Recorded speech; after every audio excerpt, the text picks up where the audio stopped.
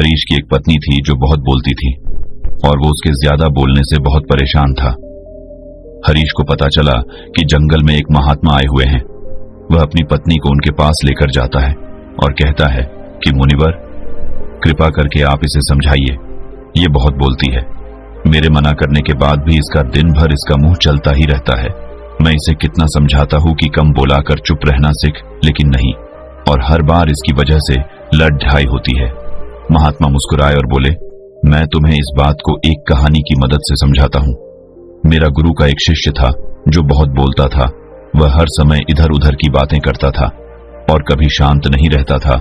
जब वह दान लेने के लिए जाता तो हर घर से एक नई कहानी लेके आता और आश्रम के दूसरे शिष्यों को सुनाता, और एक शिष्य की दूसरे से बुराई करता, चुगली करता और दूसरों के सामने अच्छा बनने का प्रयास करता और खुद के मुंह से ही खुद की तारीफ करता रहता और हमेशा खुद को गुरु के सामने सबसे बुद्धिमान और उत्तम साबित करने का प्रयास करता। वह खुद को सभी शिष्यों से अलग और श्रेष्ठ मानता था। उसका कहना था कि मैं एक अमीर घर का बालक अगर मैं चाहता तो एक आरामदायक और सुविधाओं से भरा जीवन जी सकता, लेकिन मैं वह सब छोड़ कर यहाँ आ गया क्योंकि मुझे खोज करना, खुद को जानना है, जीवन को जानना है। एक दिन गुरु ने आश्रम के सभी शिष्यों को बुलाकर कहा, आप सभी को अगले 1 महीने के लिए कोई न कोई संकल्प लेना होगा। इससे आपकी संकल्प शक्ति मजबूत होगी और आप में आत्मशक्ति का संचार होगा। आप सभी अपने सामर्थ्य के अनुसार कोई भी संकल्प ले सकते हैं, और यदि 1 महीने से पूर्व आप में से जिसका भी संकल्प टूट जाएगा तो वह अपनी पुरानी दिनचर्या में वापस आ सकता है। सभी शिष्यों ने अपनी शक्ति के अनुसार संकल्प लिए और गुरु को अपने अपने संकल्प के बारे में बताकर वहां से चले गए। लेकिन वह शिष्य जो खुद को सबसे अलग दिखाना चाहता था, वह सीधे गुरु की कुटिया में पहुंच गया और बोला, मैं कोई छोटा मोटा संकल्प नहीं लेना चाहता, बल्कि खुद की ही जैसे एक और महान संकल्प लेना चाहता हूं। कृपया आप ही बताएं मुझे क्या संकल्प लेना चाहिए। उसकी यह बात सुनकर गुरु मुस्कुराए बोले, क्या तुम मेरे द्वारा दिए गए संकल्प को पूरा कर पाओगे? क्या तुम्हारे लिए उसे पूरा करना संभव होगा? शायद नहीं, वह तुम्हारे लिए संभव नहीं, तुम उसे पूरा नहीं कर पाओगे, इसीलिए तुम खुद ही कोई संकल्प ढूंढो। शिष्य ने कहा, नहीं गुरुदेव, आप जो भी संकल्प मुझे देंगे मैं जरूर उसे पूरा करूं। गुरु ने कहा, ठीक है, तो तुम अगले 1 महीने तक चुप रहो, मुंह से एक शब्द भी नहीं निकालोगे, यही है तुम्हारा संकल्प। शिष्य ने कहा, गुरुदेव, यह भी कोई संकल्प है? ये तो बहुत ही आसान है, आप कोई संकल्प दीजिए जो मेरी योग्यता के बराबर हो। गुरु ने कहा, पहले तो तुम इस संकल्प को तो पूरा करके दिखाओ। शिष्य ने गुरु की बात मान ली और वह उसी समय चुप हो गया और पलटकर कुटिया से बाहर चला गया। उसे चुप रहना बहुत आसान लग रहा था। उसने एक दिन तो जैसे तैसे चुप रहकर काट लिया, लेकिन दूसरे दिन से उसके मन में ना बोलने का बोझ बढ़ने लगा और तीसरे दिन उसे भारीपन महसूस होने लगा और चौथे दिन उसके अंदर एक अजीब सी बेचैनी होने लगी, क्योंकि आसपास आश्रम के सभी शिष्य एक दूसरे से बातें कर रहे थे। वह भी अपना पक्ष उनके सामने रखना चाहता था, उनकी बोलती बंद कर देना चाहता था, लेकिन उसका संकल्प उसके आ रहा था, इसीलिए वह पूरे दिन सिर्फ और आंखें बनाता। इसी तरीके से कुछ दिन और बीते और वह शिष्य बीमार पड़ गया। उसका सिर फटा जा रहा, उसका खाने पीने तक का मन नहीं था, वह सिर्फ बोलना चाहता था। वह गुरु के पास गया और उनके सामने बैठकर लिखकर उन्हें बताया, गुरुदेव, मैं बोलना चाहता हूँ, बिना बोले मुझे सांस नहीं आ रही है, मेरा दम घुटता जा रहा है, मैं अंदर ही अंदर पागल हुआ जा रहा हूँ, मैं क्या करूँ? संकल्प तो डर दूं क्या? ये पढ़कर गुरु मुस्कुराए और बोले, मैं संकल्प ढाने के लिए नहीं होते, लेकिन जो अपने संकल्प को पूरा कर लेता है वह अपनी आंतरिक शक्ति को बढ़ाता है, और जो अपनी आंतरिक शक्ति को बढ़ा लेता है वो समाज और जागृति की राह पर आगे बढ़ जाता है। संकल्प का लेना भी तुम्हारे हाथ में था और इसे तोड़ना भी तुम्हारे हाथ में है। तुम्हारे बहुत से भाई अपने संकल्प को तोड़कर अपनी पुरानी दिनचर्या पर वापस आ चुके हैं। अगर तुमसे नहीं हो पा रहा तो तुम भी संकल्प तोड़कर अपनी पुरानी दिनचर्या पर वापस जा सकते हो। लेकिन याद रहे, अगर आज तुम इस छोटे से संकल्प को नहीं संभाल पा रहे तो तुम अपनी बाकी की पूरी जिंदगी को कैसे संभाल सकोगे? बाकी फैसला पूरी तरह से तुम्हारे हाथों में है। गुरु की यह बात उस शिष्य के दिल में चोट कर गए। वो बिना कुछ बोले वहां से वापस चला गया और खुद को अपनी कुटिया में बंद कर वह केवल अपने जरूरी कामों के लिए ही कुटिया से बाहर निकलता, बाकी सारे समय कुटिया के अंदर ही बैठा रहा। 15 दिन बीत चुके थे और आश्रम के लगभग सभी शिष्यों का संकल्प अब तक टूट चुका था, लेकिन उसका संकल्प अभी भी जारी था। संकल्प लेने के बाद से अब तक उसने एक शब्द भी नहीं बोला। सारा आश्रम हैरान था कि इतना बोलने वाला इंसान चुप कैसे हो। 15 दिन बीतने के बाद वह दोबारा अपने गुरु के पास गया और लिखकर बताया है, गुरुदेव, मैं बाहर से तो चुप हूं, लेकिन मेरे भीतर बहुत सी आवाजें हैं, बहुत सी चीख पुकार और शिकायतें हैं। मैं अंदर ही अंदर बात करता रहता हूं। मेरा मन तरह तरह के प्रश्न पूछता है। मैं बाहर से जितना मोर, भीतर से उतने ही शोर शराबे से भरा। क्या इस तरह से मेरा संकल्प अभी भी है? गुरु ने कहा, हाँ, तुम्हारा संकल्प अभी भी जारी है, लेकिन जब तक लोगों की ये आवाजें तुम्हारे कानों में अपती रही, तुम्हारा मन बोलता रहेगा, क्योंकि इसे तो आदत है। तुम भले ही बाहर से चुप रहो, लेकिन तुम अंदर ही अंदर बोलते रहोगे। तुम्हें इन बातों से, इन आवाजों से दूर जाना चाहिए। शिष्य गुरु को प्रणाम कर वहां से चला जाता है और सुबह होते ही अपनी कुटिया छोड़ जंगल की तरफ चला जाता है।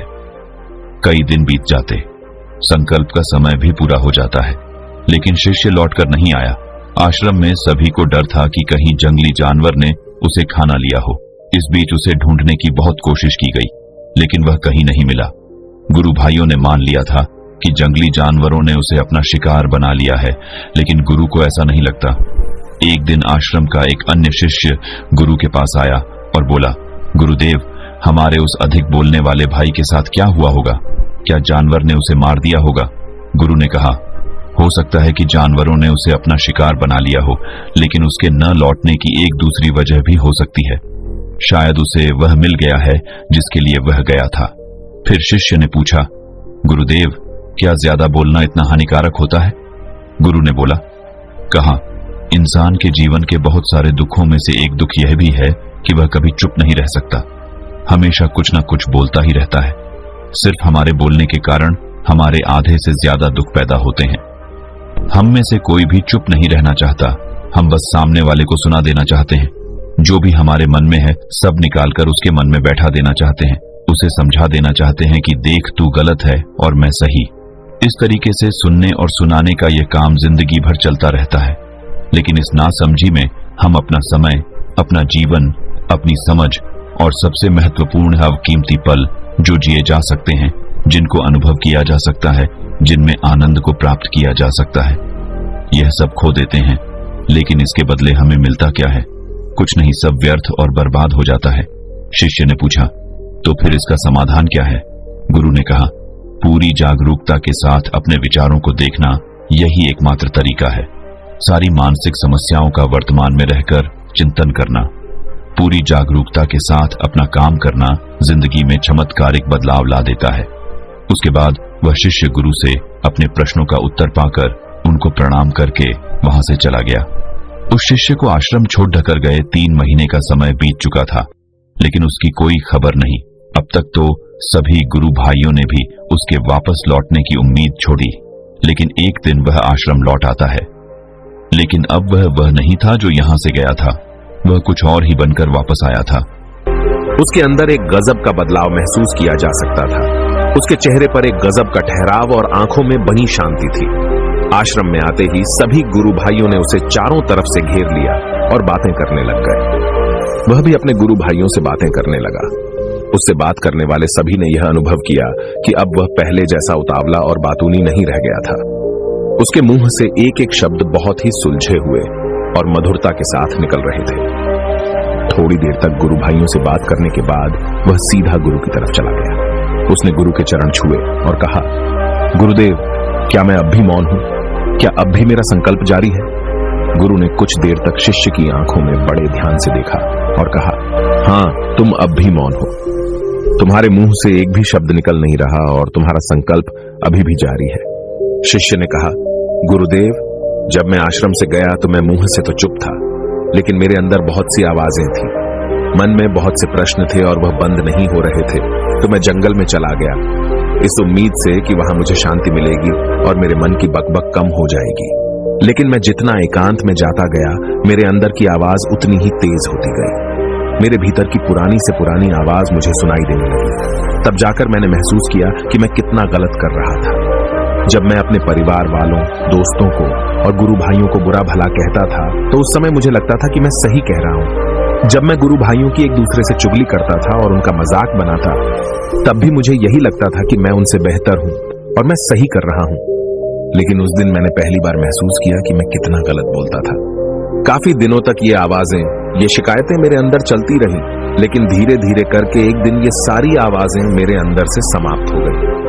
अब मैं भीतर से भी मौन हो गया। उस घने जंगल में बाहर से कोई बोलने वाला था नहीं और भीतर कोई आवाज बची ही नहीं थी, और मैं उस दिन पहली बार मौन का सही अर्थ समझा। मेरे चारों तरफ बहुत शांति थी।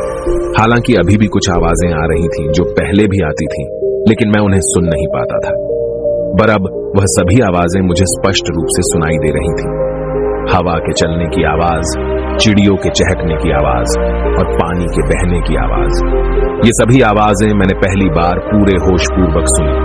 अपने चारों तरफ इतनी शांति मैंने पहले कभी महसूस नहीं की थी। तो इस शांति को भंग करने के लिए मैंने पहली बार अपने मुंह से कोई शब्द निकाला। मैं चिल्लाया, हे ईश्वर, ये कैसी शांति है? सभी कुछ इतना शांत क्यों है? ऐसा क्या हो गया? लेकिन मेरे चिल्लाने के बाद भी शांति भंग नहीं हुई। सब कुछ पहले जितना ही शांत था, बाहर भी और भीतर भी। हे गुरुदेव, मैंने अपने गुरु भाइयों से बात की, मैंने आपसे बात की। मैं बोल रहा हूं, मैं चल रहा हूं, मैं सब कुछ देख रहा हूं, लेकिन मैं अपने भीतर एकदम एकांत में हूं, मौन में हूं। भीड़ में होता हूं तब भी भीतर से अकेला एकांत में होता हूं। जब मैं खुद में भी शोर करना चाहता हूं तब भी एकांत में ही होता हूं। अब सब दिखाई पड़ने लगा है, सब सुनाई पड़ने लगा है। गुरु ने कहा, जब तक हम बाहर की तरफ बोलते रहेंगे, भीतर अशांति ही रहेगी। लेकिन जिस दिन हम भीतर की तरफ मुड़ जाएंगे, तब हमारे मुंह से कुछ भी निकलेगा, हम शांत ही रहेंगे। दुनिया में जितनी भी बुराइयां हैं, ज्यादातर हमारे बोलने से ही उत्पन्न होती है, क्योंकि हम चुप रहना नहीं चाहते। हम जितनी जरूरत है उससे कहीं ज्यादा बोलते हैं। हम सामने वाले को सुनना नहीं चाहते, बल्कि उसकी बोलती बंद कर देना चाहते हैं।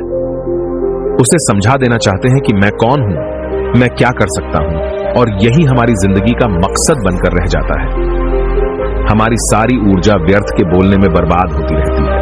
ऐसे ही समाज में लोगों का जीवन दुखों से भर जाता है, जो हमेशा एक दूसरे को सुनाने में लगे रहते हैं। कभी एक दूसरे को सुनना नहीं चाहते, समझना नहीं चाहते, और चुप रहना तो उन्होंने कभी सीखा ही नहीं, क्योंकि चुप रहना उन्हें छोटा महसूस करवाता है।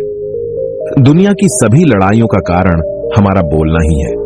इसलिए हमें सिर्फ उतना ही बोलना चाहिए जितना जरूरी हो, क्योंकि व्यर्थ का बोलना ऊर्जा को नष्ट करना है, और यह बोलना ही हमें कभी अपने भीतर की ओर लौटने नहीं देता, क्योंकि यह हमें बाहर की ओर खींचकर रखता है, और बाहर है ही क्या इस संसार के अलावा।